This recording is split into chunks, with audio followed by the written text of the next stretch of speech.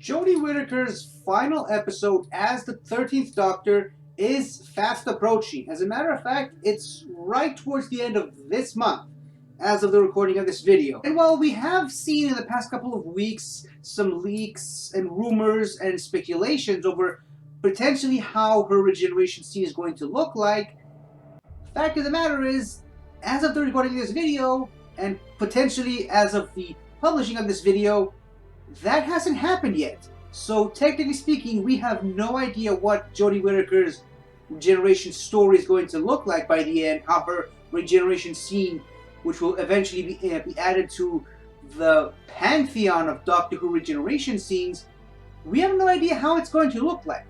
However, history has shown us that we can at least guess more or less how it's going to appear on screen. With over a dozen regeneration scenes from past Doctors and well over half a century of the show, we have enough evidence to put an idea together about what that scene is going to look like.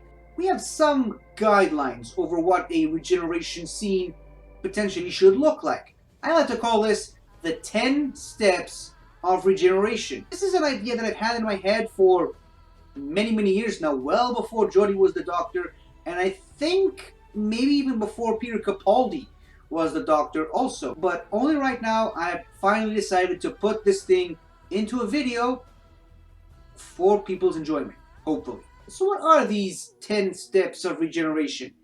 Essentially, they are key components and elements that every regeneration scene has.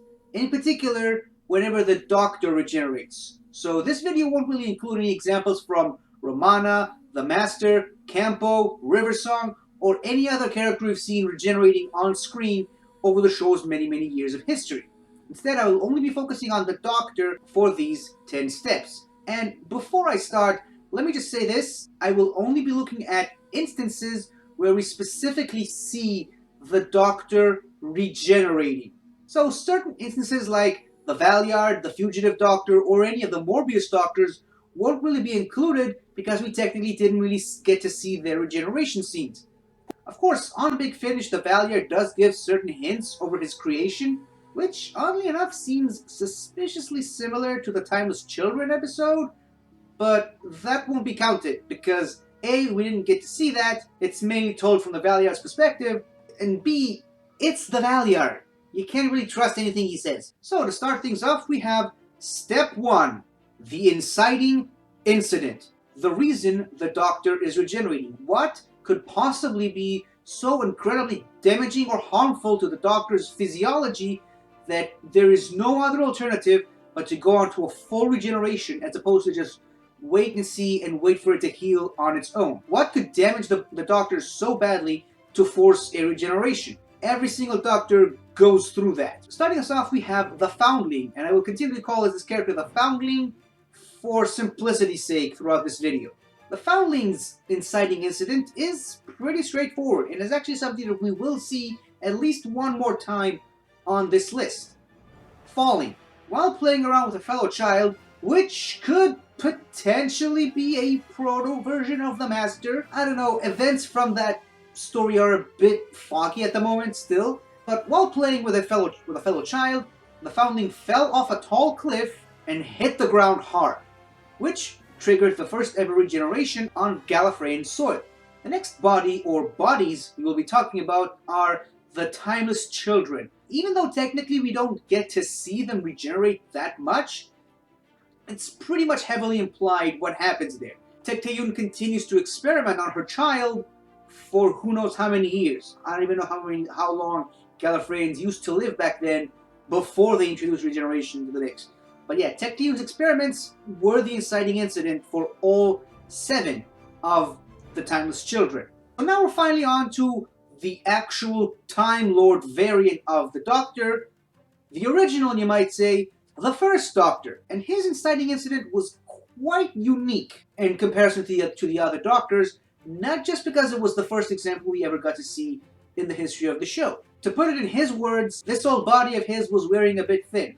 The Doctor has simply outlived that particular body's lifespan and needed to switch to a new one, similar to a caterpillar turning into a butterfly or a snake shedding its skin. It's just something that Time Lords have to do, and the First Doctor has just been avoiding it for a very long time. Side note, it has been heavily speculated that prolonged exposure to the Daleks' Time Destructor and the Daleks' Master Plan, which forced him to age who knows how many years, was also a contributing factor to the Doctor's sudden regeneration at the end of the 10th planet. Similarly, having some of his life force taken out of him in the Savages episode may also have been a contributing factor.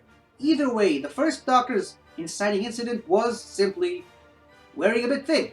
For the Second Doctor, things get a bit more complicated. He was put on trial by the Time Lords for meddling in the affairs of lesser species, and as a result breaking the Time Lords' fundamental law of non-interference, and found guilty in that trial, which then led to an exile on Earth and a forced regeneration by the Time Lords.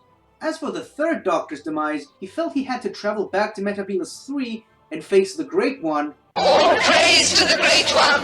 Where prolonged exposure to irradiated Metropolis crystals completely destroyed every single cell in his body right before he made his escape after defeating the Great One. All praise to the Great One! The Fourth Doctor was similarly heroic in his final act. While fighting the Master on top of the Pharos Project telescope, he eventually loses his grip and falls all the way down to a surprisingly comfortable grass patch and manages to land in a suspiciously comfortable position. Once again, the theme of falling plays a part here. The Fifth Doctor's departure was pretty much spelled out right from the beginning of the episode, where him and his companion Perry have been exposed to Spectrox toxemia at the very beginning of the caves of Androzani, and the toxins continue to spread throughout his body for the entirety of the episode. The Sixth Doctor's outing remained a mystery for many years until fairly recently, comparatively speaking. The wonderful folks at Big Finish gave the Sixth Doctor his proper departure, a proper regeneration story, and this is where things take a turn for the complicated. The Sixth Doctor technically didn't regenerate, and as a result of that became a target of the Valeyard once again, but by the end of the story, the alternate version of the Sixth Doctor that hasn't regenerated convinces his past self to go directly into the deadly radiation above Lacursha so that he can regenerate and unwrite himself from the timeline, and in doing so, defeating the Valeyard, trapping him inside the Matrix for all time, always. The Seventh Doctor is similarly long and complicated. He gets shot by a street gang after leaving the TARDIS, and even though the gunshot wounds weren't particularly lethal to him, he's still taken to a hospital where they removed the bullets and then still operate on him to try and figure out why his heart is so crazy compared to humans, completely not knowing that he's actually not human and has two hearts, and as a result, some medical equipment gets dropped inside his chest, damaging some vital important systems on the inside, and then action remaining there until after his regeneration. The Eighth Doctor was pretty simple. He was on a crashing spaceship that crash landed on the planet Karn, and he refused to enter the safety of his TARDIS, trying desperately to save a woman called Cass, who resented him for being a Time Lord. As for the War Doctor, it's actually pretty simple. He was wearing a bit thin, again, because Stephen Moffat loves references. As for the Ninth Doctor, after his companion Rose Tyler absorbed all the energy of the Time Vortex, the Doctor absorbed all the energy onto himself and put it back where it belongs, at the heart of the TARDIS. However, because in the grand scheme of things, because Rose was supposed to do that, becoming the Bad Wolf, it wasn't as lethal to her as it was to him, where she could actually maintain the power for a few minutes, but the Doctor having it for a few seconds led to his regeneration. Unfortunately, other than the Ninth Doctor, every single one of the modern Doctors has had two regeneration scenes. A real one and a fake one. And for completionist's sake, I will be covering both for all those associated Doctors. Starting with the 10th Doctor, it is actually kind of a shocker that it took this long for it to happen. He was just shot in the street by a random Dalek. Weird that this is the only time the Doctor was forced to regenerate after being shot by a Dalek. After all the times the Doctor has met the Daleks before and after that episode. Fortunately for him, though, it wasn't a direct hit. It was more of the equivalent of a Dalek energy blast grazing him, sort of, so it didn't suppress his ability to regenerate, as Dalek energy blasts tend to do. As for the 10th Doctor's proper regeneration, he absorbed a deadly dose of nuclear radiation while trying to save his friend Wilfred Mott. The 11th Doctor's first regeneration was being shot by River Song in an astronaut suit at Lake Silencio. This sounds like the plot of another Clue movie. As for the 11th Doctor's true proper regeneration, it mainly came about after the 11th Doctor spent 900 years on Trenzalore, aging past the limits of his own body, similar to the first Doctor, because Stephen Moffat loves references. Unfortunately, he wasn't able to regenerate because apparently, after leaving the Division, the Time Lords made him an actual Time Lord with regeneration limitations. And it's okay because they give it back to him with a brand new regeneration cycle. For the 12th Doctor's first time around, he was shot in the chest by his companion Bill Potts while making an incredibly elaborate scenario just to see if she was under the influence of the monks or not. Side notes, she was using blank bullets, but it's okay because that regeneration was fake anyway. As for the 12th Doctor's true, proper regeneration, he was deleted by a Cyberman twice and survived an exploding room in a spaceship. And obviously, if the rumors are to be believed that Jodie Whittaker will regenerate into David Tennant before regenerating into Ncuti Gatwa, we can pretty much assume that the 13th Doctor will continue the ongoing tradition of modern Doctors having more than one regeneration scene. And now we're on to step number 2, or step number 4. It's a little tricky sometimes. Sometimes it comes right after step 1, but sometimes it comes right before step 5. We'll get to that in a minute, but for now, just think of it as both 2 and 4 at the same time, because 42 is the answer to life, the universe, and everything. Of course, I'm referring to the epic final speech. The Doctor is a character that's pretty much universally known for making grand, epic, bombastic speeches that inspire or move us to tears, so the option of giving one final one before dying, or in this case regenerating, is pretty much irresistible for Doctor Who writers over the years. Unfortunately though, this is one of those steps that not every single Doctor has them, particularly the Foundling and the Timeless Children, but out of the Time Lord variants of the Doctor, most of them don't really get to prepare a speech to die. And you'll see what I mean in just a minute. First of all, as I mentioned, the Foundling and the Timeless Children do not get a chance at a final speech, partly because they are still too young to make epic speeches, and also we don't actually hear them speak at all. It was mainly an explain-o-vision type scene that really didn't have much dialogue other than the Master explaining everything. So in this case, we jump straight to the first Doctor. Unfortunately, because of the suddenness of how everything happened, because they didn't really had much of a handle on regeneration scenes at the time, case in point, it was literally the first one, the first Doctor didn't really get much of a chance at a proper speech, a proper send-off, and also partly because it was getting consistently more and more difficult for William Hartnell to remember lines and actually speak during those particular episodes of the show. So really, all we got from the first Doctor's final speech, if you can even call it a speech, is, "What did you say, my boy? It's all over. That's what you said." It isn't all over. It's far from being all over. What are you talking about? I must get back to the TARDIS immediately. All right, Doctor. And that's it. Technically speaking, it's not really the last thing that the Doctor says. We'll get to why in just a minute.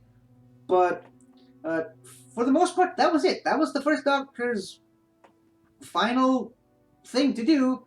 But then, of course, half a century later, everyone's favorite retcon artist, Stephen Moffat, showed up and gave the character a proper send-off, something along the lines of what that character actually deserved. With David Bradley's interpretation of the first Doctor saying, "There is good and there is evil.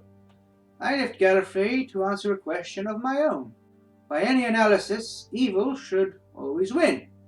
Good is not a practical survival strategy. It requires loyalty, self-sacrifice, and love. So why does good prevail? What keeps the balance between good and evil in this appalling universe? Is there some sort of logic? Some mysterious force? Perhaps there's just a bloke. A bloke? Yeah.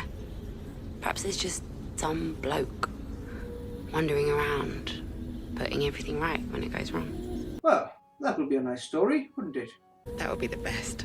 But the real world is not a fairy tale. Obviously, that speech was during a conversation he had with Bill, so certain parts of the speech kind of feel more like a conversation, and that's going to become a regular thing with these speeches for some of the other doctors. The second doctor, though, actually got a much more substantial final speech or statement, which coincidentally also was his defense in the trial that he was put on at the time. I not only admit them, I'm proud of them. While you have been content merely to observe the evil in the galaxy, I have been fighting against it. It is not we who are on trial here, Doctor. It is you. No, of course, you're above criticism, aren't you? Do you admit that these actions were justified? Yes, of course I do. Give me a thought, Sharon, and I'll show you some of the evils I've been fighting against. The Quarks, deadly robot servants of the cruel dominators. They tried to enslave a peace-loving race. Then there were the Yeti, more robot killers, instruments of an evil intelligence, tried to take over the planet Earth.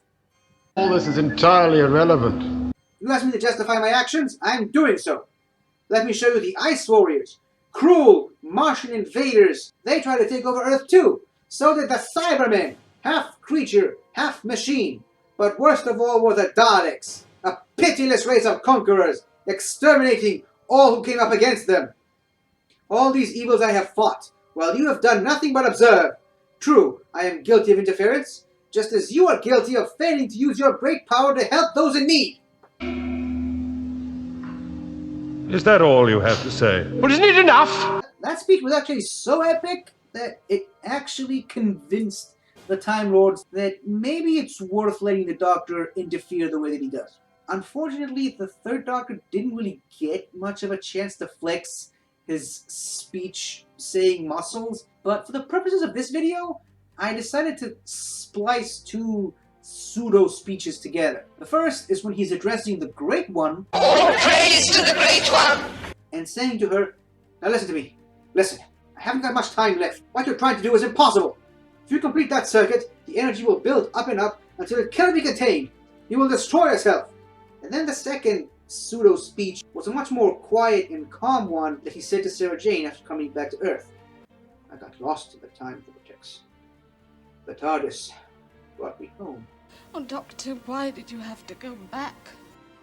I had to face my fear, Sarah. I had to face my fear. And that was more important than just going on living." Again, sadly, didn't quite had much of a handle on these regeneration scenes. I promise it gets better in some of the other Doctors, but for the Third Doctor, this is really the best we got. Oddly enough, the Fourth Doctor's final speech actually comes a little bit before the Inciting incident. This is a really unique case, but it's really the exception to the rule. You see, the way I see it, in order to qualify as a proper final speech, the Doctor needs to be fully aware that his or her time is coming to an end. They have to know that they are about to die, similar to how the first Doctor was already aware that he's on the brink of regeneration during Twice Upon a Time, and so that's why that speech technically counts as his final one, because he was already aware of regeneration. And as for the Fourth Doctor, he already had an encounter with the Watcher earlier in the serial and actually had somewhat of a conversation with it, and he kind of came back almost a changed man after that. He had a completely different outlook on life, which we can kind of assume from that after having a conversation with the Watcher, he was already aware that his time was coming to an end. He just didn't quite know how it was going to come to an end, because the first rule of time and all that. So technically speaking, this speech, while it's not specifically addressing his final moments, it does perfectly encapsulate the Doctor's mindset at the time, as well as falling within the guidelines of the Doctor already aware that his time is coming to an end, and so the time for epic speeches is now, because he ain't gonna have much time to do that. So if you got something to say it now. And boy oh boy, does he do that. He really loses his temper at his companions, or pseudo-companions at the time, because as the speech implies, he never actually got to choose none of the 3 companions he had at the time, like he normally does with other companions. This comes right at the very end of the 3rd part of Logopolis, where he decides to join forces with the Master in order to save the universe, and all 3 of his companions are against that idea. He says to the Master and to his companions eventually, "You must pull our resources." The creature that killed my I father. can't choose the company I keep. An alliance with you, Doctor? In the circumstances, yes. If we do cooperate, there'll be no question of you ever returning to Gallifrey. If we don't cooperate, there will be no question of Gallifrey. Doctor, what are you doing? Time Lords, you and I have special responsibilities. Together, then. But Doctor! I've never chosen my own company. Nissa, it was you who contacted me and begged me to help you find your father. Tegan, it was your own curiosity that got you into this. Adric, a stowaway. Come on, I don't want to hear any further argument. 1, 2, 3 of you, into the TARDIS. Quickly, go on. Look, we want... It's impossible. My friend in there will look after you. I'm collaborating with the Master now. Come on.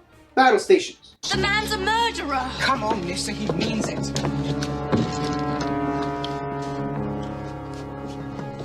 Together? One last hope. And then, obviously, that part of the episode ends with the Doctor and the Master shaking hands as old friends again before the final part begins. By the time the 5th Doctor came on the scene, they really started to have a handle on these final epic speeches type thing. Unfortunately, he was kind of the last one to do it. And you'll see what I mean in just a minute. But his final speech comes right after hijacking Stotts' ship and sending it to crash land on a nearby planet, saying to him, "We'll be touching down in a couple of minutes, or more likely crashing down, you see. I'm a bit out of practice with manual landing, so if I were you, I'd find something firm to hang on to." I'll murder you when I get in there, Doctor! Not a very persuasive argument, actually, Stott, because we're gonna die soon anyway. Unless, of course, I'll give it to you count of 3! Unless, of course, I can find the antidote. I owe it to my friend to try it because I got her into this. So you see, I'm not gonna let you stop me now! And then he crashes the ship, and the episode ends.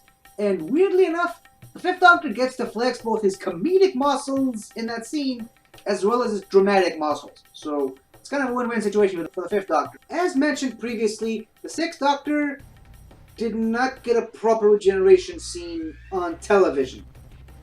Ever. However, as also previously mentioned, the team of Big Finish writers gave him his final proper send-off, which coincidentally also happens to be the longest speech out of all of them. And I'm not making this up. It literally covers up pretty much an entire page. So bear with me here. Oh, certainty is so often the preserve of maniacs and the criminally insane, but I know that the future is always uncertain. I don't know, for example, what the source or form of that deadly radiation in the Lacurtian system is. I don't know who's responsible for it, or why. All I know is that if I go there, it will almost certainly kill me. But what will that achieve? Simple. Without the continued existence of my unique mind, your anathemous creatures will starve and die. They won't be able to exert their existence over the Matrix. You won't have any means to distort or destroy Time Lord history for your own perverted ends. Oh, now when exactly did you stop laughing? But what if you regenerate? What if you don't die? Have you not thought of that? Oh, I sincerely hope I do regenerate, because that would mean I've outlived you. But it will also mean that all that I am now will be lost. All the cells of my mind and body will be literally brand new again. The anathemas will have no connection with me. They'll die. And you will be left in confinement in the Matrix, with no place in space or time.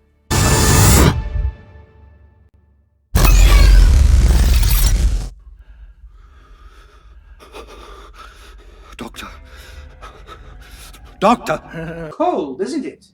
You idiot! You've killed us both! You've robbed yourself of a future! A future is you? That's no future at all. I've lived a good life, by and large. Oh, please spare me. Why should I? You didn't intend to spare me. You were prepared to sacrifice me and all of Time Lord civilization in the cause of your monstrous, twisted ego. Frankly, I'll die happy if the last words you ever hear are mine. Words in praise of the best of times. Perry, Mel, Evelyn, Flip, Mila, Constance, and all the others. And yet you'll leave Mel to die in your TARDIS? She won't die. That radiation won't kill her. It's only deadly to Time Lords. The TARDIS will land on Lakersha. Mel will survive. And the Time Lords will survive. Imperfect though they are, at least they won't become insane manifestations of you. You can't let me die. I'm part of you. You're nothing to me. What about your precious moral scruples? They died with me. Like I said, after so many decades of not having a proper regeneration scene, it's pretty understandable why they wanted to give the Sixth Doctor as big of a send-off as they did. And in my opinion, it kinda works. Unfortunately, we went from that masterpiece of a speech to the Seventh Doctor, once again, not necessarily having one. Because, again, I did say that the Doctor has to be aware that his time is coming to an end. And I don't know whether or not he knew that lying on the operating table. The only words he was actually able to blurt out in that situation, much like the first Doctor, technically count as a speech. And it starts with Pacini at a butterfly.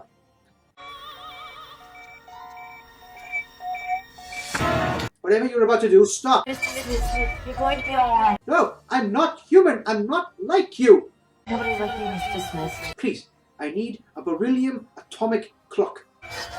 This is 1999, isn't it? Can't wait any longer, Grace. No, I'm not human. I'm not. It's okay, I got it. Try not to speak, Mr. Smith. We've already taken out all the bullets, so now we're going to listen to your heart and try to find out why it's so wild, and then I'm going to fix it. You'll be fine. Okay. He's under. Timing malfunction. The Master. He's out there.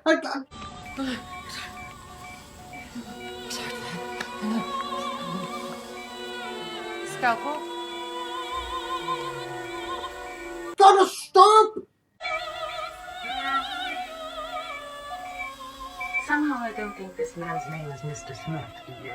Not gonna lie, I had to rewatch that scene over and over multiple times to pick up on what and everything he was saying, just so that I can compile that into a sort of speech for the Seventh Doctor to say. The Eighth Doctor is another example of a Doctor that didn't really have much of a regeneration scene for many, many years, and therefore did not get to make his final epic speech. But thankfully, Stephen Moffat came through once again with the Night of the Doctor, giving the Eighth Doctor his proper regeneration scene once and for all this time. Where after avoiding the possibility of regeneration, he finally accepts his fate and decides on who he wants to be, as well as remembering a part of his past as the Eighth Doctor. Warrior. Warrior? I don't suppose there's any need for a doctor anymore. Make me a warrior now. I took the liberty of preparing this one myself. Get out! Get out! All of you! Will it hurt? Yes. Good.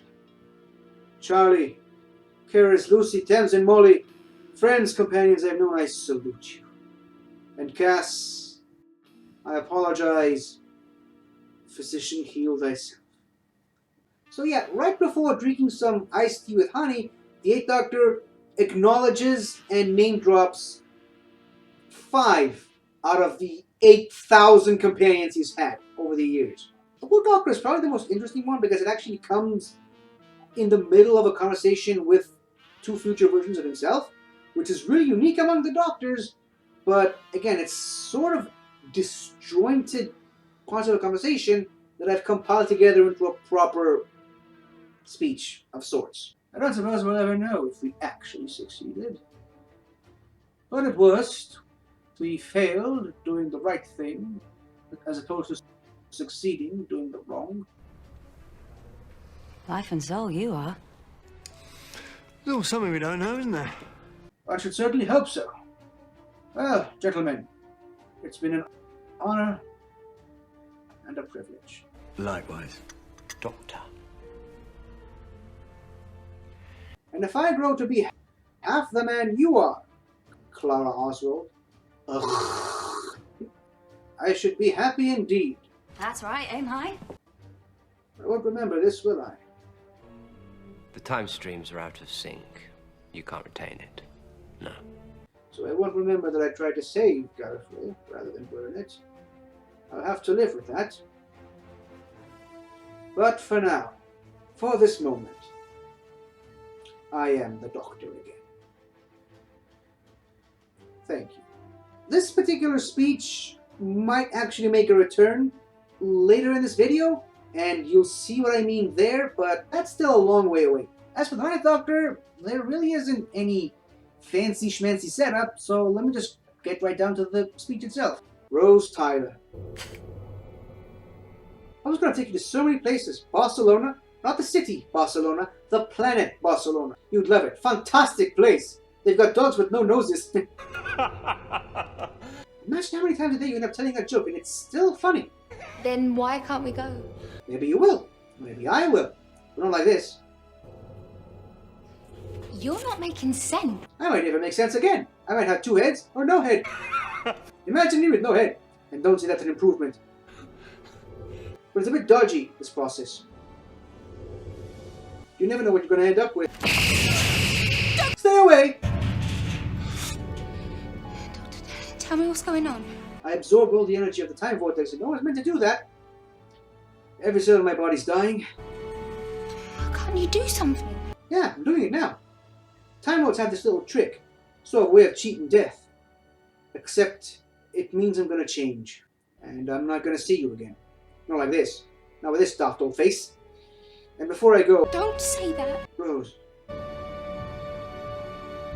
Before I go, I just want to tell you, you are fantastic. Absolutely fantastic. And you know what? So was I.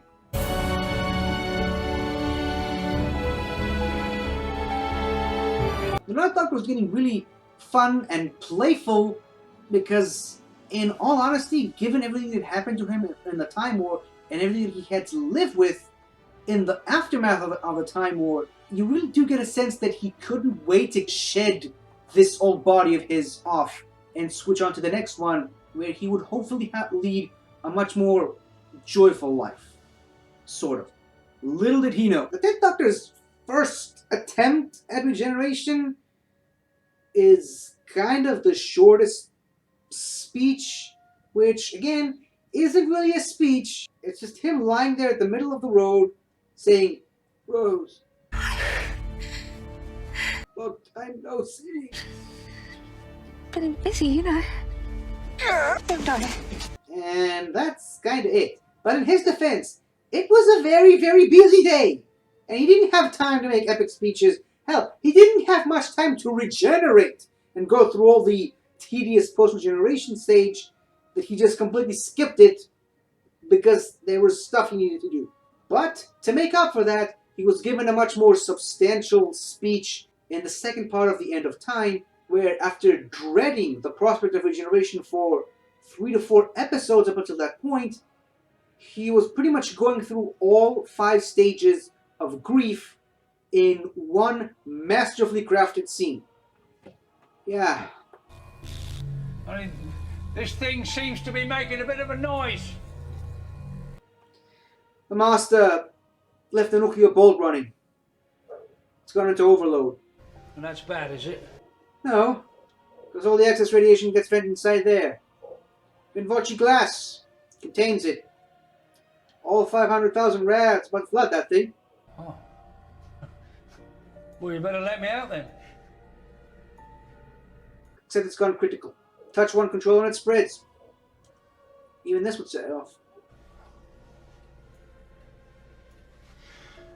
I'm sorry. I know. Look, just leave me.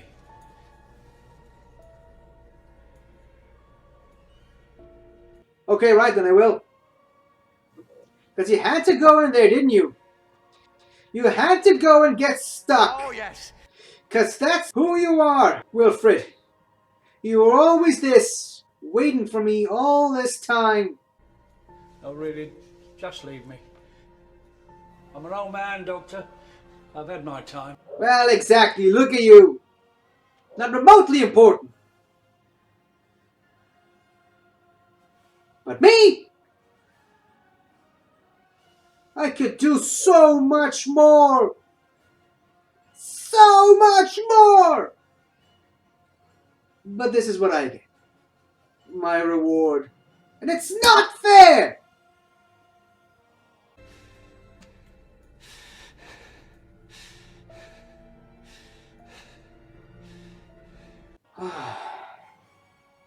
Live too long. No. No, please. Please don't. No, don't. Please don't, please. Wilfred, it's my honor.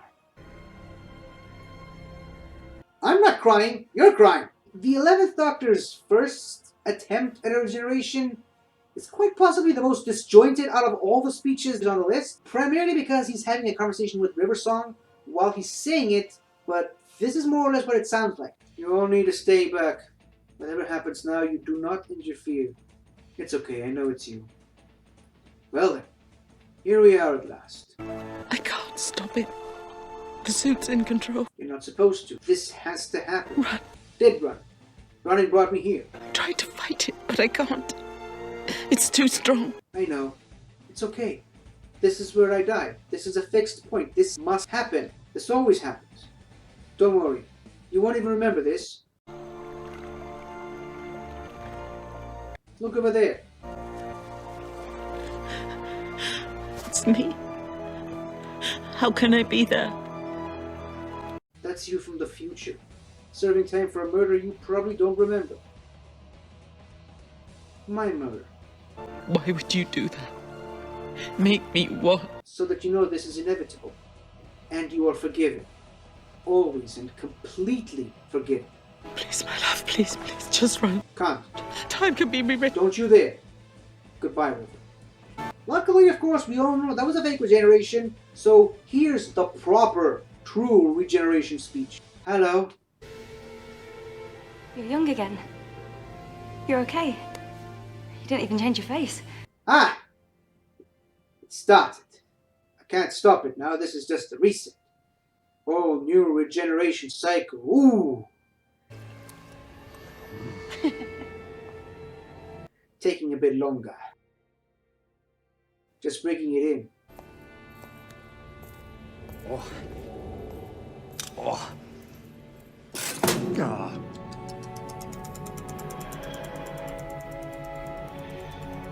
It all just disappears, doesn't it? Everything you are gone in a moment, like breath on a mirror. Any moment now. He's a coming. Who's coming? The Doctor. You are the Doctor. Yep. And I always will be. But times change, and so must I.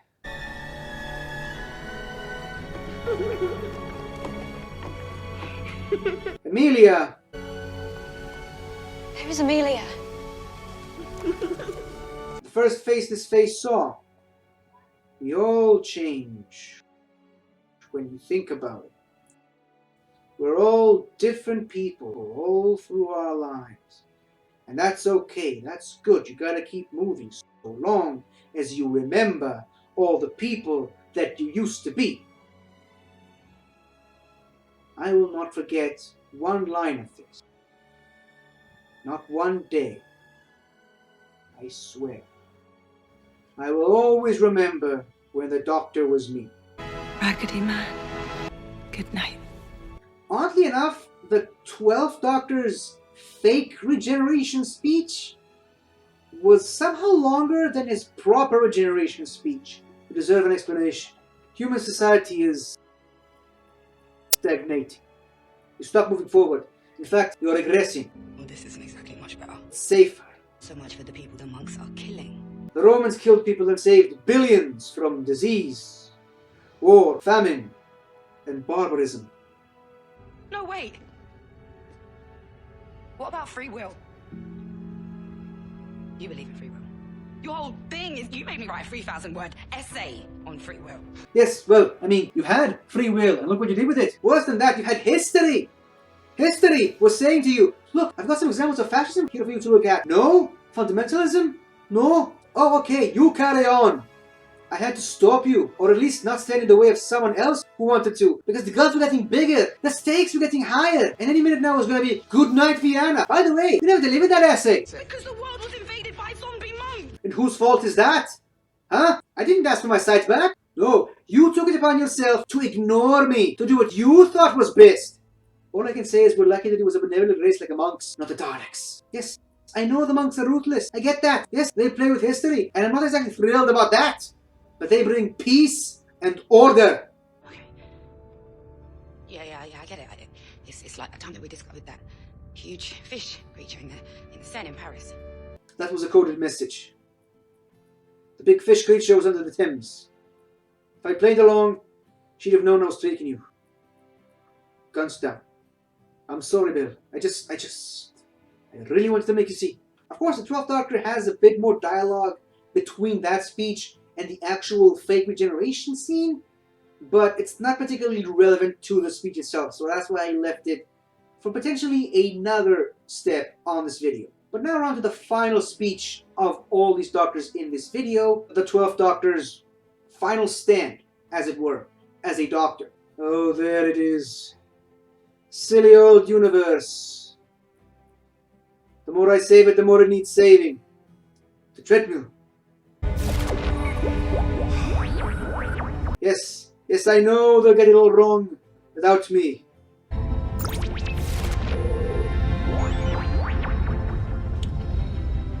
I suppose one more lifetime won't kill anyone. Well, except me.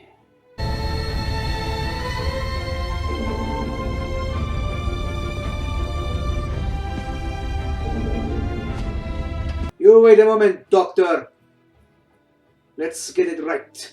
I've got a few things to say to you. Basic stuff first. Never be cruel and never be cowardly. And never ever eat pears. Remember, hate is always foolish. And love is always wise. Always try to be nice, but never fail to be kind. Oh, and you mustn't tell anyone your name. No one would understand it anyway, except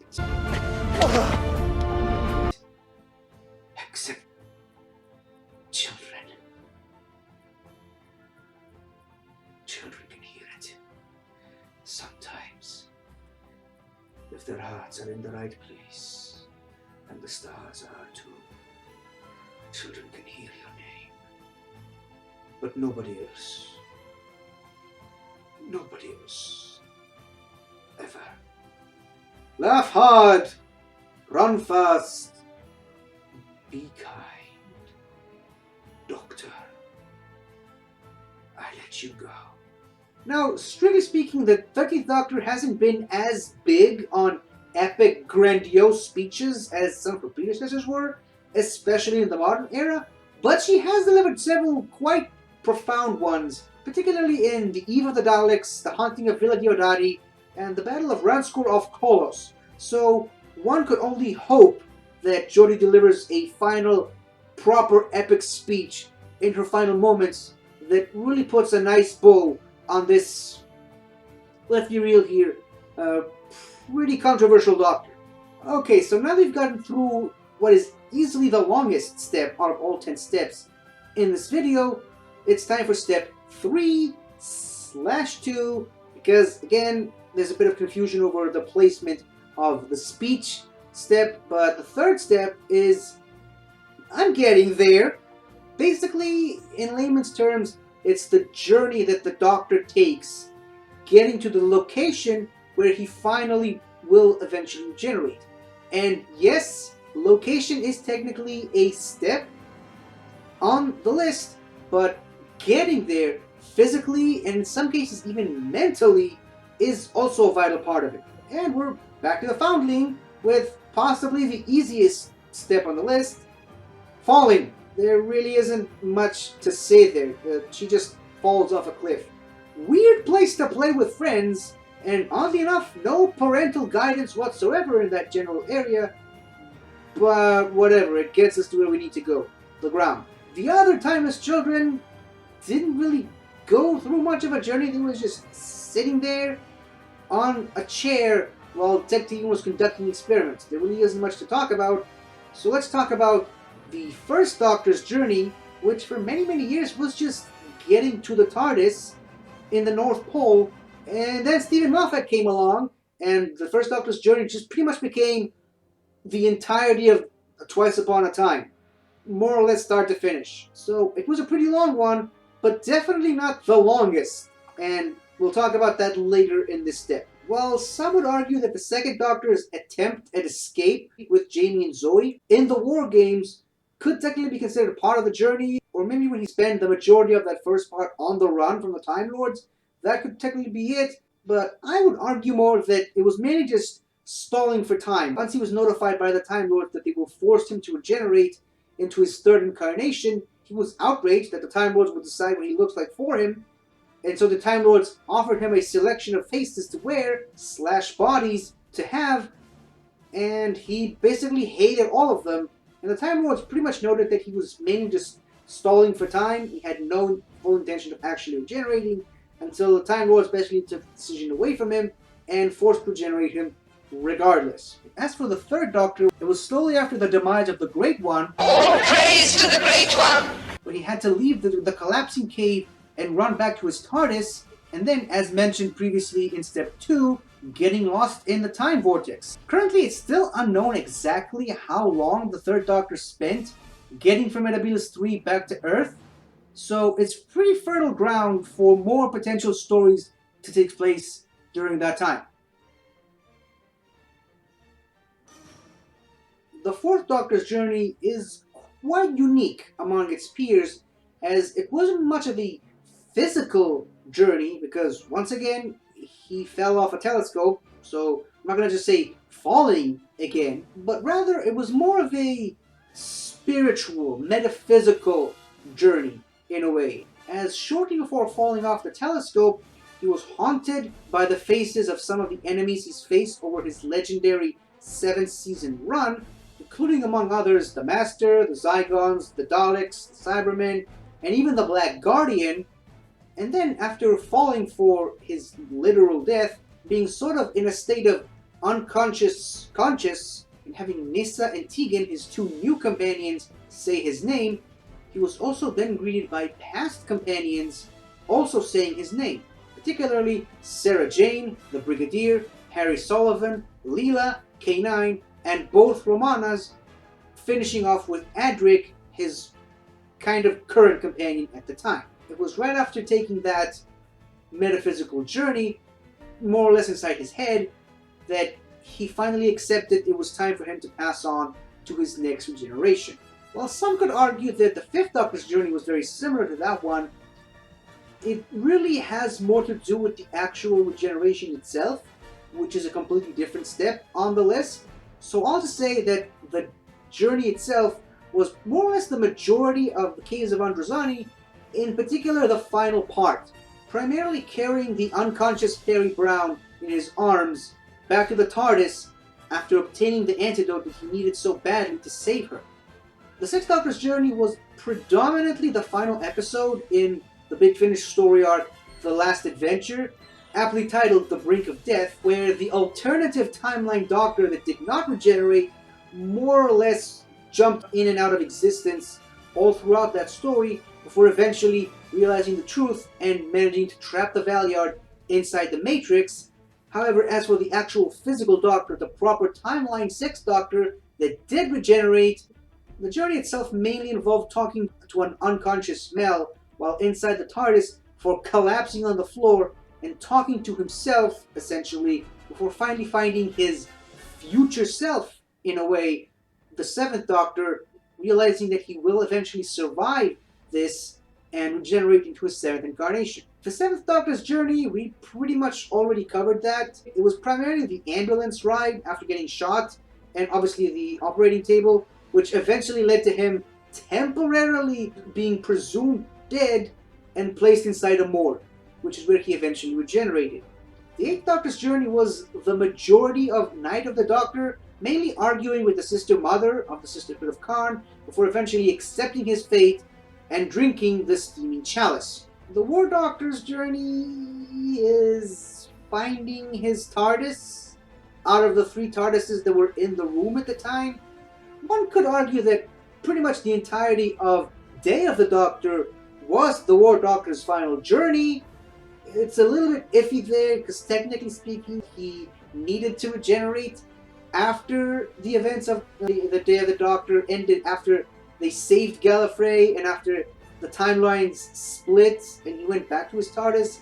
So really, it's kind of either or. I mainly try to think that it was just finding his TARDIS and getting back into the proper timeline, where he wasn't aware of all this future stuff that he just went through with his other 2 selves. The 9th Doctor's journey was relatively short. It was just carrying the unconscious Rose back inside the TARDIS and taking off, and then just having a few minutes to just, vent and say everything he needed to say before passing on to his next regeneration. The 10th Doctor's first attempt at a regeneration was primarily being carried by Donna and Rose back into the TARDIS, while Captain Jack Harkness was standing guard in case of any more Daleks with 2 massive guns. And I don't just mean his muscles. I mean, hey, that's a first. The companions carrying the Doctor into the TARDIS for the first time, and not the other way around. That's something. The 10th Doctor's journey has the potential to be perhaps the longest journey out of all the Doctors.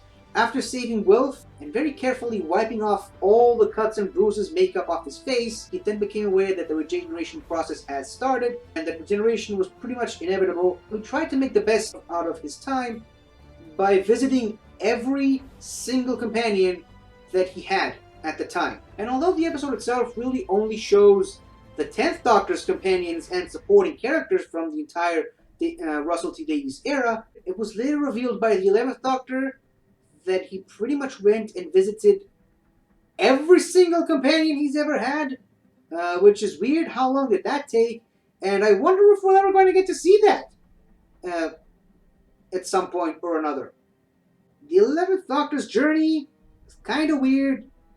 One would assume that it was after getting shot, starting to regenerate, and then getting shot again to end the regeneration, sort of. At the same time, one could also argue that the entirety of the Wedding of Riversong was his journey, ironically including all the stuff where it was just the 11th Doctor with the long coat and the Stetson, trying to find a way to fake his own death, essentially, but also spending some time in the Everything Everywhere All at Once reality that the majority of the Wedding of Riversong takes place in. And oddly enough, getting married was technically part of his journey, so again, take it or leave it, it's either or. And once again, it's not the proper regeneration, so who really cares? As for the proper regeneration, though, it was gaining back the ability to regenerate from the Time Lords, which, again, not 100% sure if they just gave him a new regeneration cycle in 13 lives, or if they just gave him back the energy that they originally took from him when he was the Timeless Child, who knows how many years ago. But be that as it may, he manages to be defiant toward the Daleks one final, glorious time, where he eventually uses all the excess energy from his new regeneration to completely obliterate the Dalek fleet hanging above Trenzalore, and somehow making it back to the TARDIS and going through a quick wardrobe change before changing into the clothes that his future self is going to wear in the next episode. The 12th Doctor's fake regeneration, one could argue that setting the whole thing up, the big fake out setup for Bill, is technically the journey getting there. I guess, once again, It's a fake regeneration, so it doesn't really count, but I just put that on the list for completionist's sake. However, the actual journey for the 12th Doctor is on screen the longest we've ever seen. It's more or less the entirety of The Doctor Falls and Twice Upon a Time. This is really the first time that a Doctor's journey towards regeneration was literally 2 episodes, with several weeks, maybe even months break in between the two. Which brings us to step 4/3. Again, this is the final time we have to deal with this technicality, so bear with me here. Location, location, location. Pretty simple and straightforward. Where the Doctor regenerates, the specific location, and in some cases, when the Doctor regenerates. For the Foundling, again, it was on the ground at the very base of the cliff she just fell from on Gallifrey. For the other Timeless Children, it was once again on Gallifrey in Tecteum's lab on the operating chair while Tecteum was conducting her experiments. As for the first Doctor, it was inside the TARDIS, collapsed on the floor shortly after leaving the North Pole in 1986. This is going to set up a sort of precedent for future regenerations to come, as the TARDIS is quite often the place where the Doctor regenerates, as it sort of symbolizes a place of safety, and also it symbolizes the special connection and bond that the Doctor has with his TARDIS, similar to just any Time Lord with their TARDIS. Whenever a Time Lord dies and regenerates, a part of the TARDIS dies with them, which also explains why several Doctors, particularly in the modern era, have their own signature look to the inside of the TARDIS. The second Doctor's location is a bit unclear, although it's technically still in Gallifrey, sort of, but is it still in the same courthouse that he was just tried and found guilty in, or is it in some kind of vortex place or some sort of special regeneration chamber?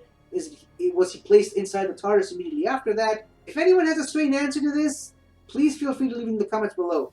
But for the most part, yeah, it was presumably on Gallifrey in that weird shifting vortex with all the different faces there. While the third Doctor's regeneration, technically speaking, it didn't take place inside the TARDIS itself, it was still in a place of safety right beside the TARDIS in his office at Unit HQ, or as he calls it, home.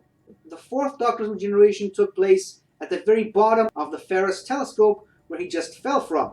As mentioned in the previous step, the fifth Doctor's regeneration took place inside the TARDIS shortly after leaving one of the planets in the Androzani system. And as also previously mentioned in other steps, the sixth Doctor's regeneration took place inside the TARDIS on the planet Lacertia.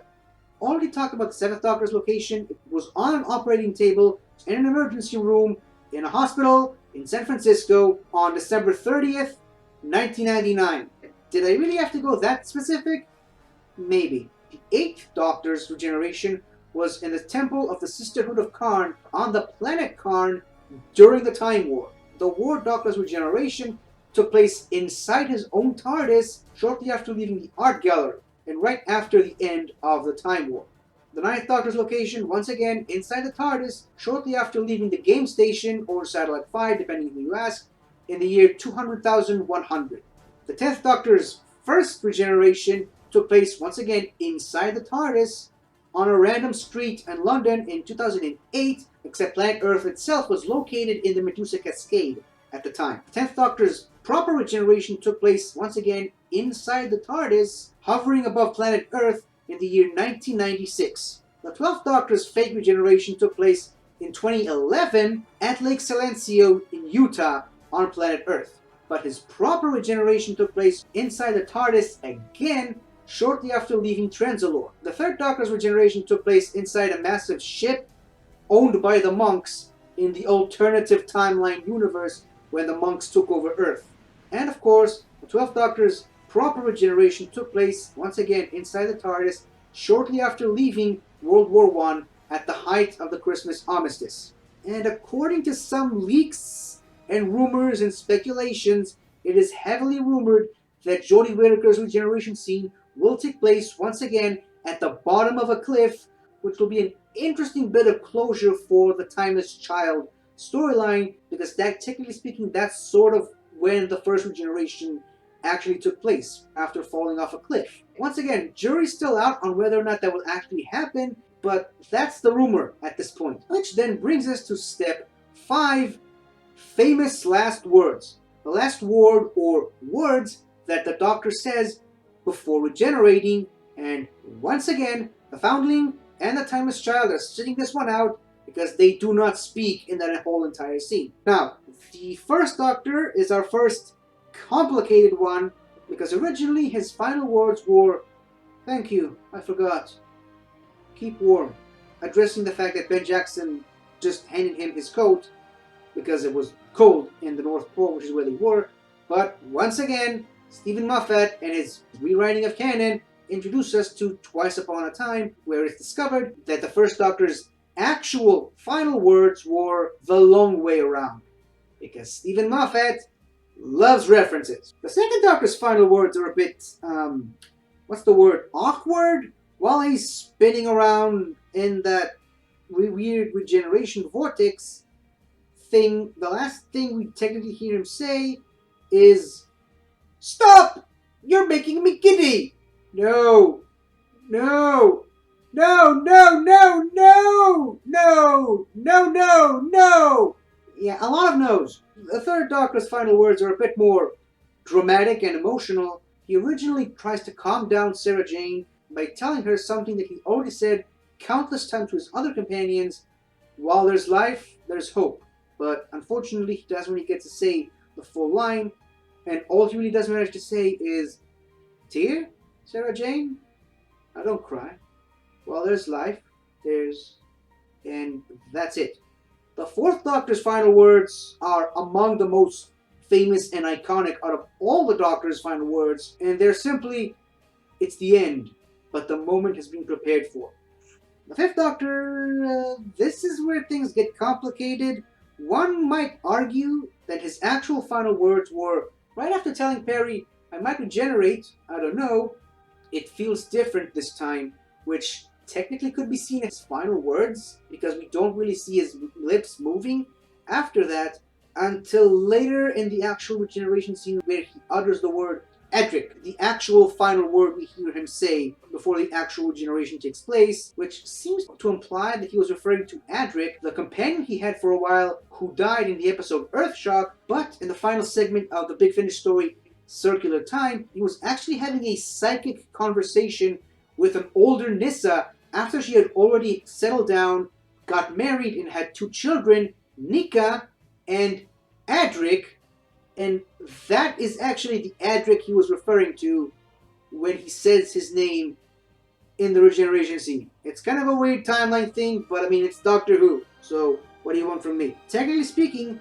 the last words we heard the Sixth Doctor say on television before he regenerated was "Carrot juice, carrot juice, carrot juice," before disappearing in his TARDIS at the very end of The Ultimate Foe, the final segment of the Trial of a Time Lord series. But as mentioned earlier, this was far from his final adventure, where after being bombarded by the radiation, after being persuaded to jump headfirst into radiation by an alternate version of himself, really the last thing he says to no one in particular, because Mel was unconscious at the time, is that it's deadly to Time Lords. But again, he wasn't really saying that to anyone in particular.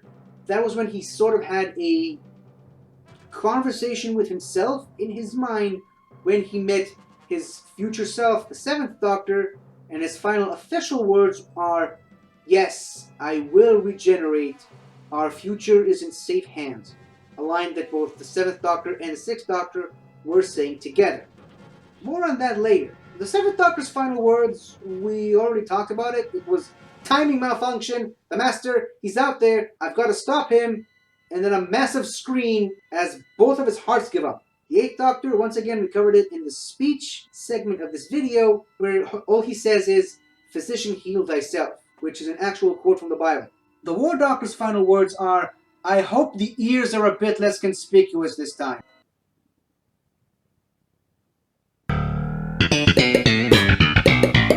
The Ninth Doctor, once again, we covered this in the speech segment. You were fantastic, absolutely fantastic, and you know what? So was I. The 10th Doctor's final words in his fake regeneration are, "I'm sorry, it's too late, I'm regenerating." The 10th Doctor's final line of dialogue before regenerating is almost as iconic as the 4th Doctor's one. For better or for worse, he was basically saying what a lot of the fans were saying at the time, "I don't want to go," which is actually a line that the 10th Doctor says again several years later in the 50th anniversary special, because Stephen Moffat loves references. The 11th Doctor's final line in the fake regeneration was either "Goodbye, River," when she shot him, or "Let's make it a good one," right before they kissed to establish their wedding. If you can even call it a wedding, because technically it was a completely different timeline that doesn't exist anymore. So, I don't know, it's Stephen Moffat. It's too complicated for my brain. Some would argue that the 11th Doctor's final words before regenerating are, "I will always remember when the Doctor was me," but that would be wrong, because he actually says, "Hey," to Clara about a split second before he regenerates. And then, technically, the 11th Doctor is back, having a conversation with Clara on the phone where he's literally calling into his own future, but that still takes place before he regenerates, so these are not his final words. So there! The final words that the 12th Doctor says before his fake regeneration was really the final test he was giving to Bill. He says, "I'm going to save you from yourselves," which goes back to the speech he made earlier in the scene. And speaking of speeches, once again, the 12th Doctor's final words were in the final speech that he made before regenerating, "Doctor, I let you go." Which brings us to step 6, the regeneration itself. The actual regeneration scene, which oddly enough is sort of different from Doctor to Doctor, particularly in the classic series. The Foundling did not sit this one out, as we do see a massive burst of energy as the Foundling regenerates for the first time on screen, right in front of Tecteun. We technically don't really see any of the Timeless Children regenerating, per se, but we do see them switching from body to body on the chair itself, so that technically counts, I guess. The first Doctor's regeneration scene, understandably, wasn't very effects heavy. It was mainly just a bright light shining on William Hartnell's face as he slowly transitions into Patrick Troughton's face, which was done really in slow motion to give the audience time to accept the scene that's happening before them. However, in Twice Upon a Time, that scene was very heavily edited and sped up in an effort to make the episode itself slightly shorter, by a few seconds. Once again, we don't actually get to see the second Doctor regenerating, per se. We just see a bunch of floating, spiraling faces of the second Doctor before actually seeing his body being twisting around in some kind of endless vortex, but we don't necessarily see his face, we just hear his voice, because they haven't actually cast the actor at the time that they were filming this. So I guess it was to add a bit of mystery to the audience who were watching it for the first time. There's something interesting I wanted to point out about the third Doctor regeneration scene, is that for some reason it was stalled and didn't happen right away as it should until the arrival of Campo Rinpoche, who did some weird Time Lord magic, or as he puts it, give the process a little push so that his cells can regenerate, which then triggers the actual regeneration itself. Shortly after, Campo disappears, and while the Brigadier and Sarah Jane are watching, John Pertwee just sort of morphs into Tom Baker. No really any kind of special effects just yet, and to be honest, it was kind of unnecessary at the time. The regeneration scene itself looked good enough as it was. There really is no reason to add anything onto there. The fourth Doctor's regeneration scene is one of the more unique ones of all time, after spending the entire serial seeing this mysterious Watcher figure casually walking from one part of the plot to the other without actually knowing who or what this mysterious figure actually is. He shows up right at the end after the Doctor speaks his final words. He reaches out to the Watcher, who then proceeds to walk towards the fourth Doctor, merging with him. The fourth Doctor then becomes the Watcher for a hot second before then changing into the fifth Doctor, almost like a caterpillar, turning into a chrysalis, and then coming out as a butterfly. And it's weird to use that metaphor for the Doctor, but it was kind of the best one I had at the time. Now we're on to the fifth Doctor regeneration scene, which sort of slightly sees the return of seeing visions of the previous companions, with the added exception that this time they actually brought back the actors to say a few lines. The first one we see is Tegan saying, "What was it you always told me, Doctor? Brave heart." The next companion to make a return was Turlo saying, "You mustn't die, Many of your enemies will delight in your death, Doctor. And then Chameleon shows up for like a hot second, saying something that's really difficult to decipher. The only word I can make out from that is Doctor, but I mean, it's Chameleon. Who cares? We are then greeted to Nyssa saying, "You're needed, you mustn't die, Doctor." And then suddenly the return of Adric with a much more mature voice saying, "You know that." Side note, this whole regeneration scene pretty much takes place in the final segment of Circular Time, which is where the Doctor is having a psychic conversation with Nyssa, which is where she actually says to him, "You're needed, you mustn't die, Doctor," right before dropping the bombshell on him that she has 2 children named Nika and Adric, which is when he says Adric, which ties into the previous step. Of course, that beautiful moment had to be interrupted by the Master, who just arrives from out of nowhere saying, "No, my dear Doctor, you must die. Die, Doctor. Die, Doctor," and then breaking into laughter. Maniacal laugh. Maniacal laugh. Maniacal laugh. Maniacal laugh. And everything that we've heard the Companions and the Master say up until that point is being echoed, while some weird 80s special effects are happening on screen in order to hide the fact that Peter Davison's face was changing into Colin Baker's face. Sadly, for the 6th Doctor, we are now officially out of Big Finish territory and back to the TV version, where after being unconscious as a result of the radiation, the Ronnie tells her henchman Tetrap, "Leave the girl, it's the man I want, take him to my laboratory," before leaving his TARDIS, and then we see the legs and arm of Tetrap walking towards the Doctor, reaching out to him, flipping him over, and then we see the distorted face of Sylvester McCoy wearing a blonde wig and some very carefully placed special effects that are intended to represent regeneration energy as the wig comes off and we see Sylvester McCoy's unconscious face right before the opening credits start, and then we see Sylvester McCoy's face again, literally winking at the audience. The 7th Doctor's regeneration scene is somewhat of a Frankenstein-like horror movie type, complete with the actual movie Frankenstein playing in the background as one of the hospital people is sitting there watching it. We see some electrical effects taking place inside the cell at the morgue where the 7th Doctor's body was deposited. As this whole Frankenstein monster type scenario comes to a close, we kind of see highlights of the Doctor's skeleton reminiscent of Dalek energy beams. We see Sylvester McCoy desperately trying to scratch his nose without moving before a weird wave effect alters his face into Paul McGann's face. Speaking of which, we technically don't actually see Paul McGann's regeneration scene. We just see the brightness of the regeneration energy emanating from his hands and his face before bursting very brightly and then cutting away to the Sister Mother, who then proceeds to ask, "Did it work?" And then we don't actually get to see a CGI de-aged John Hurt. We're just led to assume that the Doctor regenerated into a younger John Hurt in that moment. Speaking of regeneration scenes, we don't actually get to see the other actor. After another one of Stephen Moffat's attempts at comedy, we see the War Doctor bombarded with energy emanating from both his arms and his face, before switching into a sort of cascading version of the regeneration energy effect that we've seen so many times before. And then we see John Hurt's face slightly starting to alter. We see his eyes glow, but we don't actually get to see the change into Christopher Eccleston's face. I'm assuming this has something to do with Christopher Eccleston refusing to actually have his face show up in that one scene, even though we do get a scene of him taken from The Parting of the Ways earlier in the episode.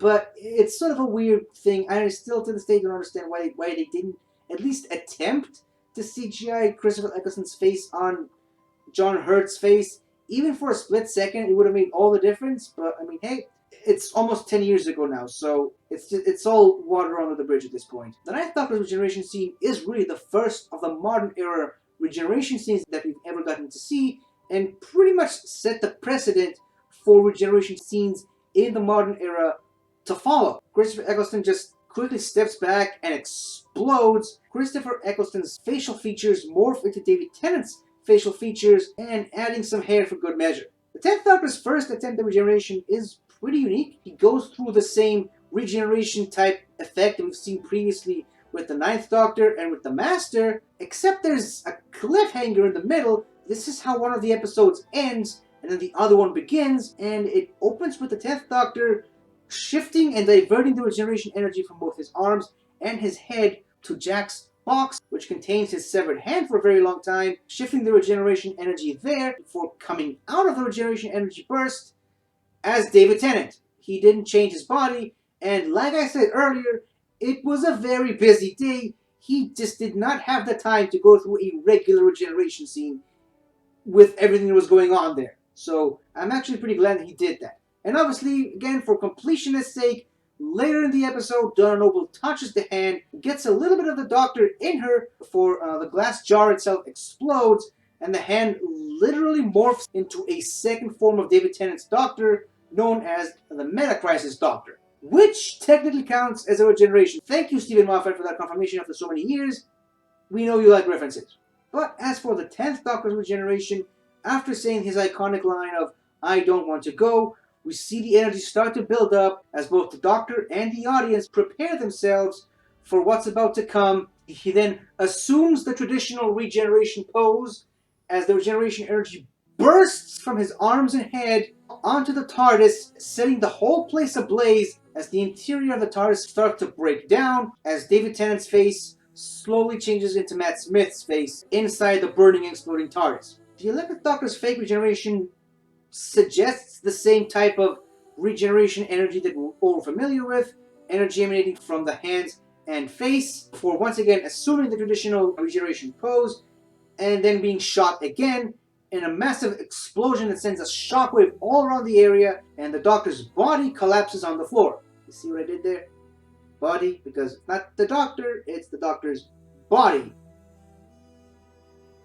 You know what I mean, right? The 11th Doctor's proper regeneration, though, is quite unique after we do see the 11th Doctor assuming the traditional regeneration pose established by the 9th Doctor previously. He doesn't actually change, he just resets himself back into his younger self before giving his one final speech inside the TARDIS. And in a very sudden, almost blink and you'll miss it flash of energy, he very quickly switches into Peter Capaldi's Doctor. Whereas Peter Capaldi's fake regeneration, after being shot by blanks, he somehow manages to produce some regeneration energy and then assumes the traditional pose, screaming while he does it, and then switching himself off, because it's that easy apparently. But apparently he couldn't do that the second time, because once he actually does that, after delivering his final speech inside the TARDIS, he gets into the usual regeneration pose, and once again energy emanates from both his arms and his head all throughout the TARDIS, once again burning and blasting the inside of the TARDIS again, making the whole interior once again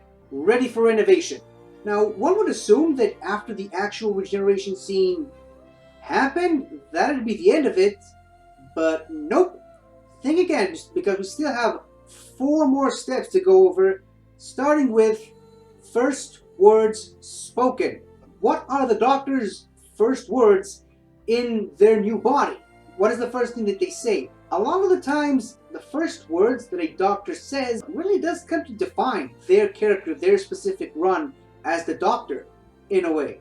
Once again, the Foundling and the Timeless Children are forced to sit this one out because we don't hear them speak, and similarly, we don't actually get to hear what the first Doctor's first words are right after he was regressed back into childhood, after finishing his/her work in the Division and being turned into a proper Time Lord by way of the Chameleon Arch. However, the first words we actually hear William Hartnell say as the Doctor on screen are, "What are you doing here?" So, yeah, that's a fun bit of trivia for you. Those are the first words we ever heard the Doctor say on screen in the history of the show. So there. The second Doctor's first words post-regeneration were, "Stop! Stop! Concentrate on one thing, one thing." In a way, his post-regeneration trauma scene that he's going through kind of reminds me of that scene from Man of Steel when young Clark Kent experiences all of the Superman powers at once, with the X-ray and the heat vision and super hearing, super everything, really all at once. It was a really cool scene, and it's a nice way of introducing this concept of regeneration to an unsuspecting audience at the time. The third Doctor's first words, and I had to re-listen to that scene multiple times to be able to pick up what he's saying, but it's, oh, shoes, just tying my shoes. Obviously, it's later revealed that he actually has a spare key to the TARDIS hidden inside his shoes, so that's why he's so obsessed with shoes in that scene. From that moment on, it gets consistently more and more difficult to decipher what the doctors are actually saying in their first words. A lot of the times, there's the first words you actually hear and can understand, and the first words they actually say, which are completely muffled and hard to understand.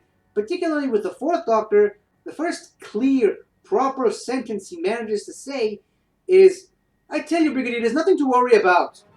The Brontosaurus is large and placid and stupid."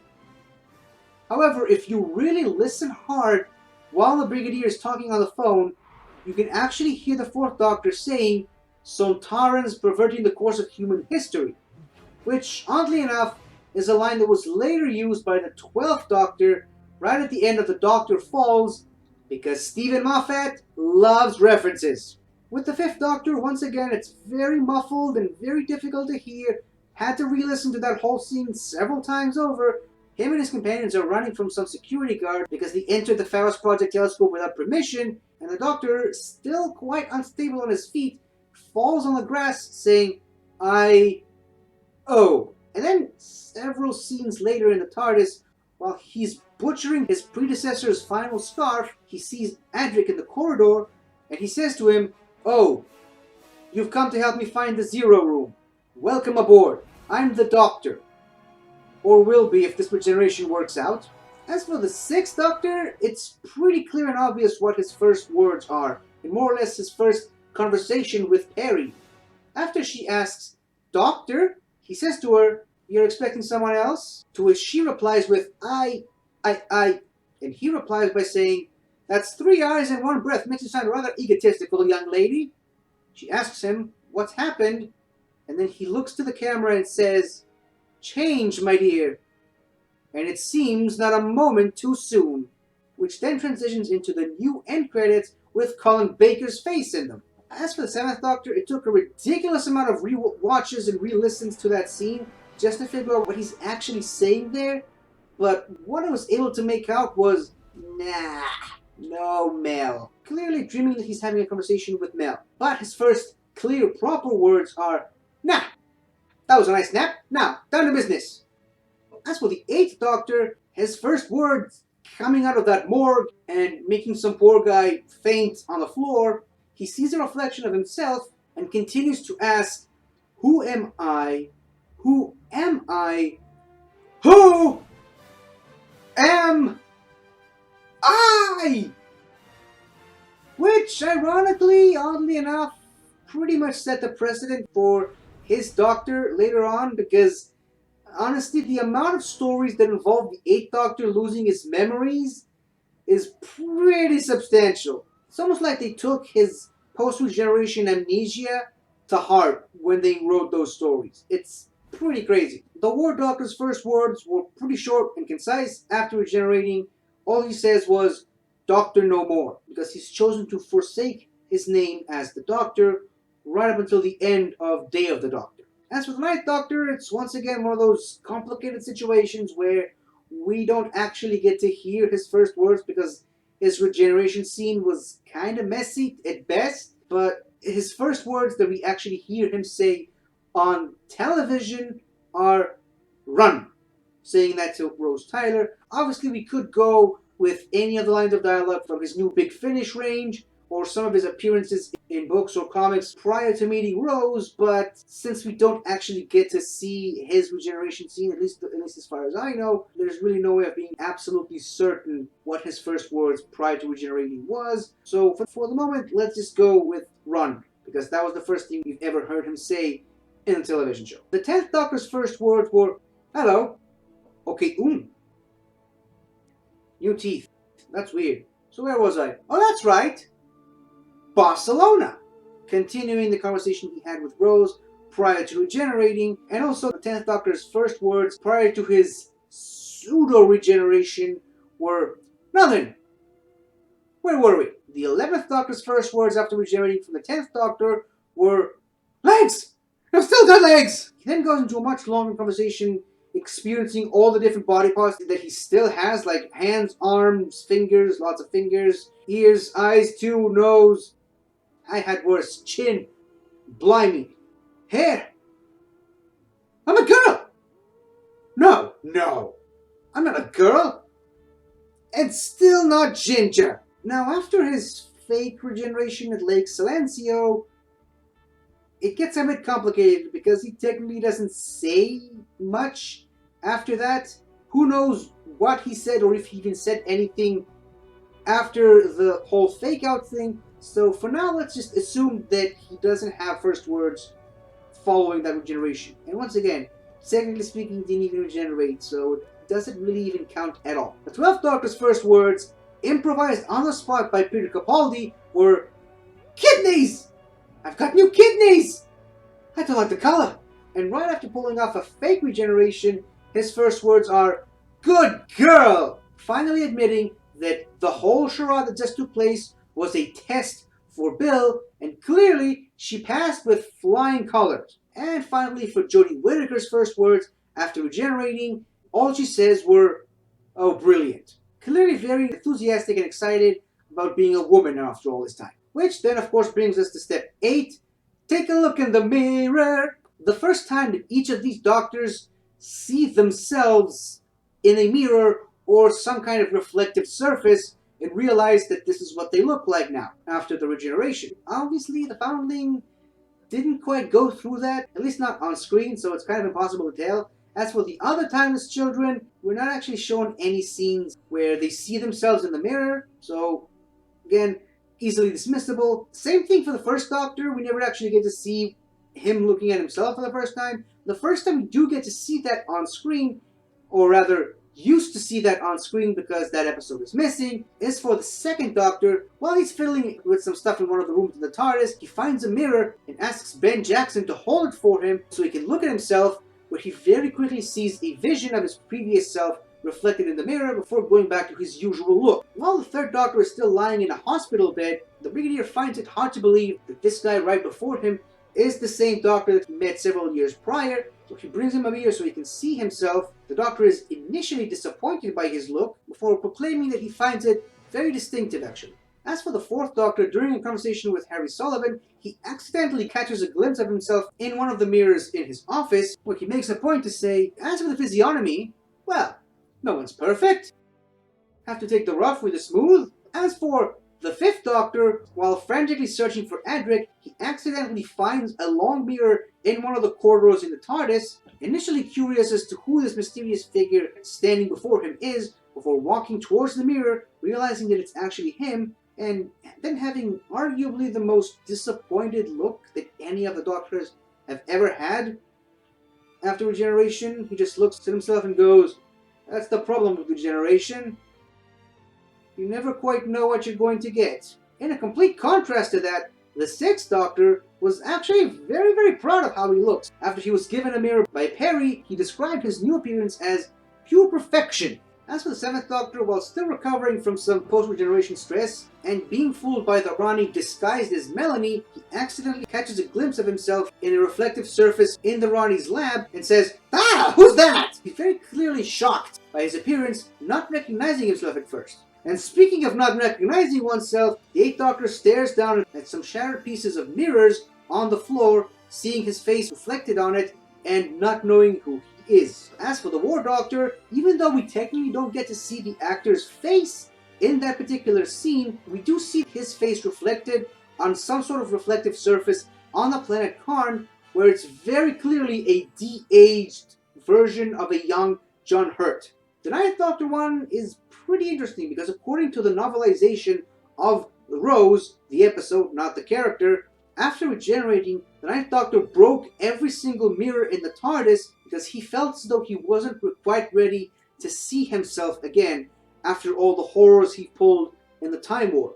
Curiously, he somehow managed to continue to avoid looking at mirrors for several Big Finish episodes before seeing himself for the first time in a mirror in Rose and Jackie's apartment, going, that could have been worse, look at the ears. Technically speaking, for the 10th Doctor, we don't actually get a scene where he sees himself for the first time and has a comedic moment of realizing that this is what he looks like now. But rather, we do get to see him look at a mirror, potentially the same one that his fifth incarnation gazed at several incarnations prior, but we do get to see him fully shaven and with his new wardrobe already in place. That's really the closest example of looking at a mirror that I could find. The 11th Doctor, though, is the most unique example out of all the other Doctors, because the first time he actually sees what he looks like is when Prisoner Zero changes his appearance to him still wearing those same clothes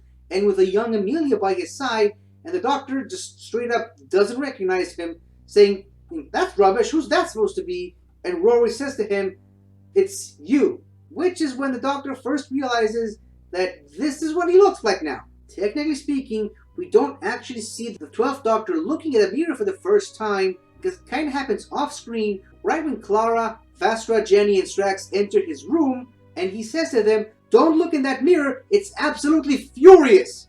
And then obviously he has another scene where he looks down at a reflection of himself in a puddle in the street, which was then referenced in the following season, where he remembers that he shares an appearance with some guy he saved on Pompeii once, because Stephen Moffat loves references. Now obviously I glossed over the other 3 regenerations of both the 10th, 11th, and 12th Doctors because it's completely unnecessary. They already know what they look like. They didn't need to look at the mirror. So there. What was unique, however, was the 13th Doctor, because even though Jodie Whittaker has been announced several weeks, if not months, prior to that episode airing, we don't actually get to see her full face. We just get to see her eyes before she looks at herself fully in the TARDIS scanner, realizing that she's a woman now.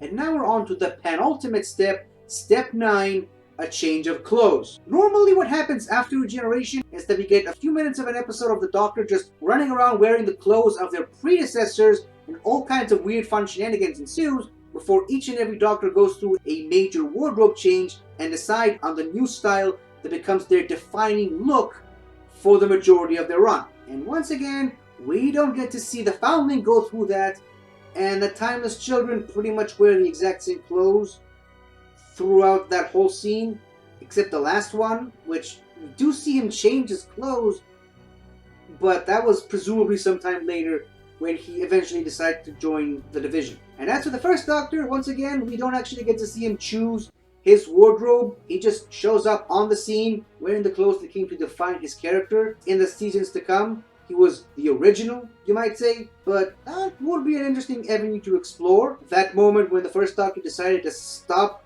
wearing all these ridiculous Time Lord garbs and actually go through a much more elegant, much more Earth-like attire.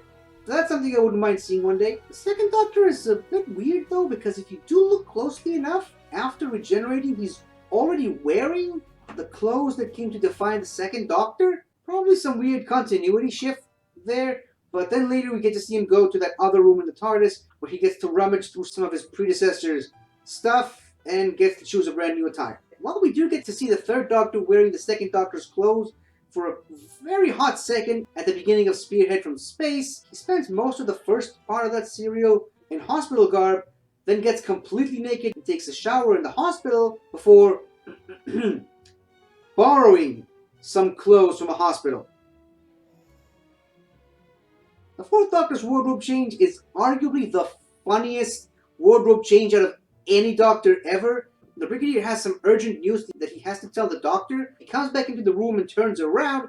He sees that the Doctor is now wearing a full Viking warrior outfit, which really does not fit Unit's MO. So then he goes back into the TARDIS to try and find a new set of clothes, coming out looking like the King of Hearts, before going back into the TARDIS again looking like some weird sparkly court jester, complete with a tear tattoo under his eye, before going back into the TARDIS one final time with the heavy coat and hat and the long multicolored staff that came to define the fourth Doctor still to this very day. The fifth Doctor is pretty interesting. Technically don't get to see him change clothes, aside from his long cricket coat, but we do get to see him find a mysteriously convenient room full of cricket stuff that just happens to be at the TARDIS at the time, and that's really what gave that Doctor the idea to invest his time in cricket and actually wear a cricket outfit for his entire run as the Doctor. For the 6th Doctor, we finally do get a proper scene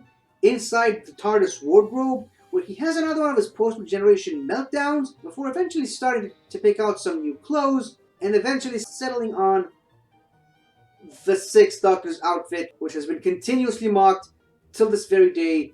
And when he asks Perry what she thinks about it, all she has to say is yuck.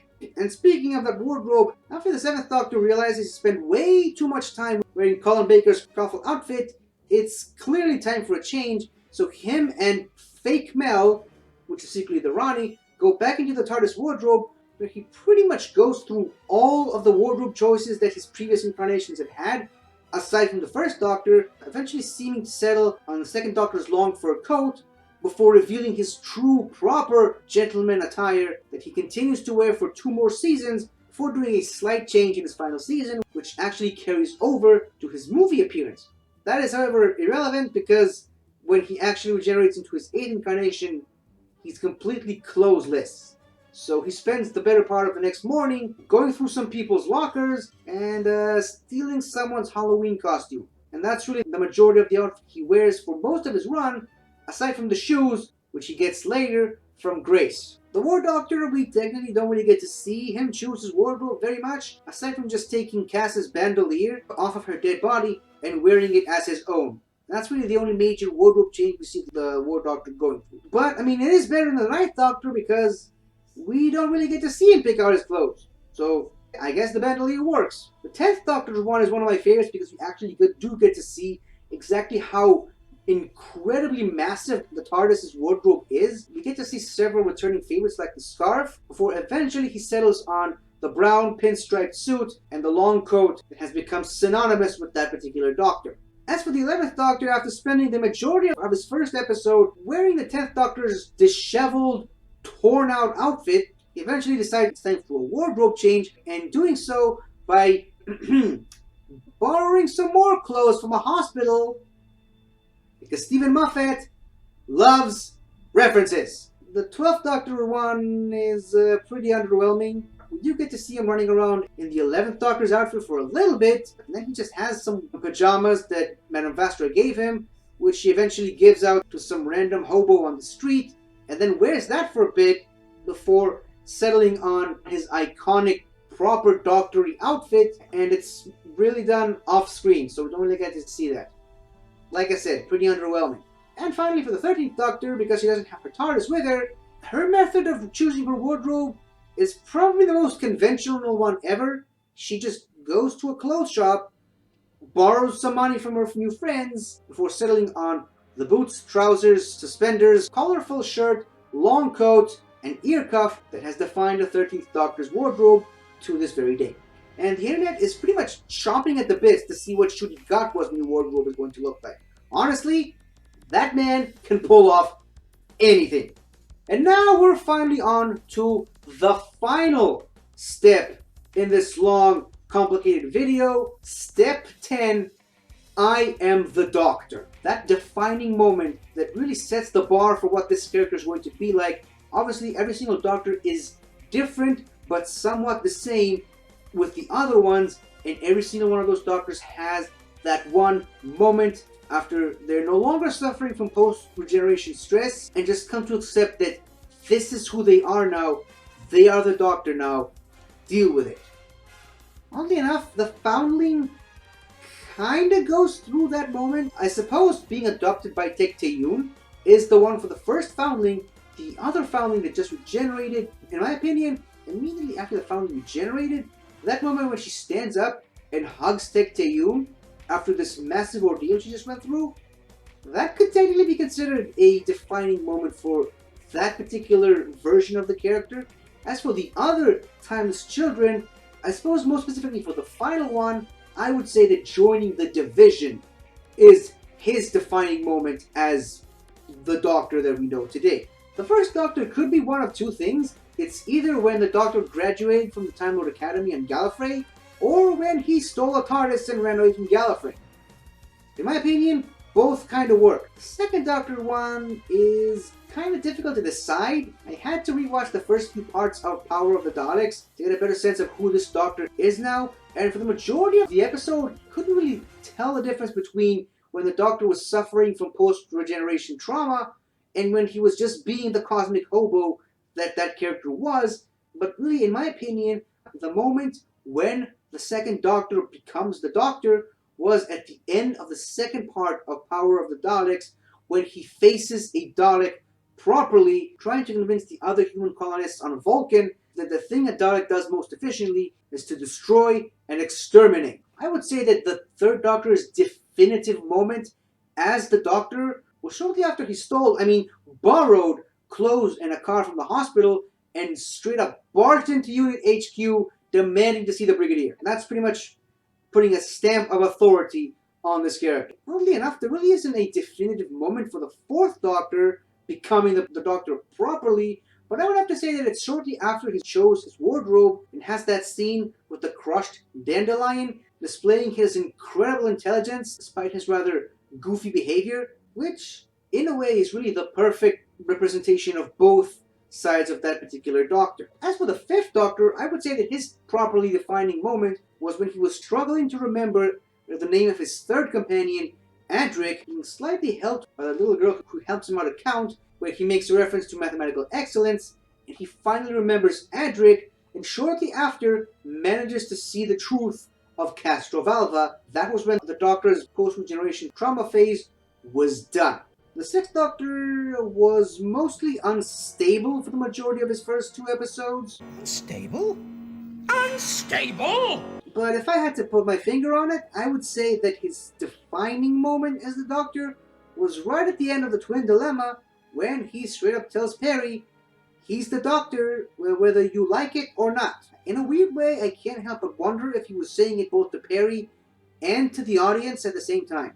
As for the seventh Doctor, I would say that the defining moment where the post-regeneration trauma ended and the seventh Doctor began was when he discovered who the real Melanie was, and at the same time, she realized is the Doctor newly regenerated. From the eighth Doctor and beyond, it becomes a bit easier to determine exactly where that defining I am the Doctor moment was, especially for some of the modern Doctors, but for the eighth Doctor, it's pretty simple. It's when he eventually finally remembers who he is, he kisses Grace and says, "I'm the Doctor!" To which she replies with, "Good!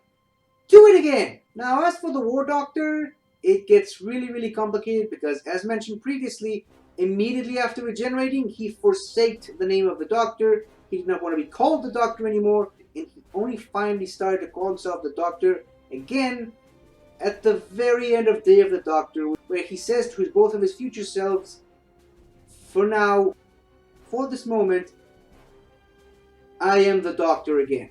And in my opinion, that pretty much counts as being the Doctor again, even though he was a version of the Doctor from the majority of his run, which includes several Big Finish audios, several comics, and several novels. But if you ask me, his defining moment, other than just saving Gallifrey, but I mean, that's really a defining moment for all of the Doctors, except the 13th Doctor, yeah, his defining moment was accepting who he was again. As for the 9th Doctor, again, it's another one of those problematic scenes where we don't really get to see any of the 9th Doctor's post-regeneration trauma, but if I had to really put my finger on it, I would say that it was a moment from the final part of The Ravagers, the 9th Doctor's first Big Finish box set, where he yells the word "fantastic" for the very first time. But like I said, after that, it gets pretty easy to tell where the defining moment for all these characters were. For the 10th Doctor, it was quite easily shortly after he grew his hand back, realized who he really is, and bested the Sycorax leader in a sword fight. For the 11th Doctor, it's pretty simple. It comes right after the Atraxi takes a bit of a peek at some of the history of planet Earth, seeing some of the aliens that try to invade the planet both in the past and the future for some reason, and then seeing every single Doctor up to that point, because Stephen Moffat loves references. And then the 11th Doctor literally walks through the hologram and says, "Hello, I'm the Doctor." Basically, run. The 12th Doctor one is a bit of an odd one, because if I had to put my finger on it, I would say that it was right after he pushed the half-completed Clockwork Man off the TARDIS, killing him, and then just delivers a chilling stare right into the camera, letting the audience know that this ain't your granddaddy's doctor anymore.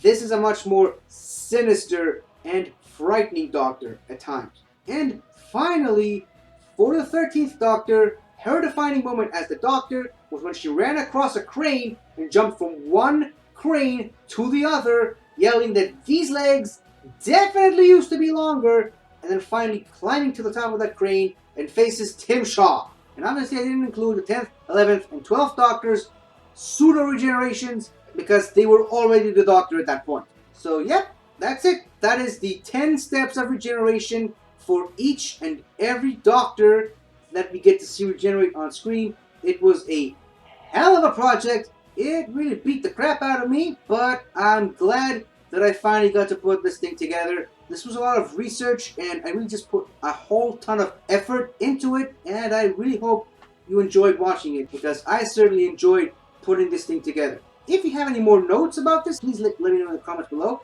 Let me know if there's anything else you want to add. Let me know which regeneration scene is your favorite, and let me know what you think Jodie Whittaker's regeneration scene will eventually be.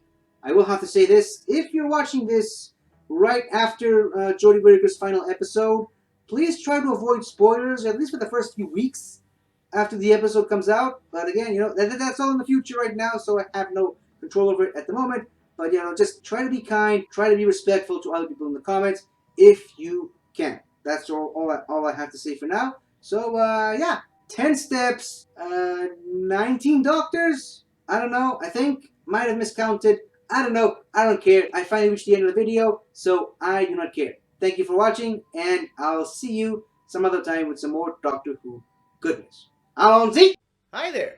Thank you for watching the video. And if you enjoyed it, don't forget to like, comment, subscribe, and tell your friends.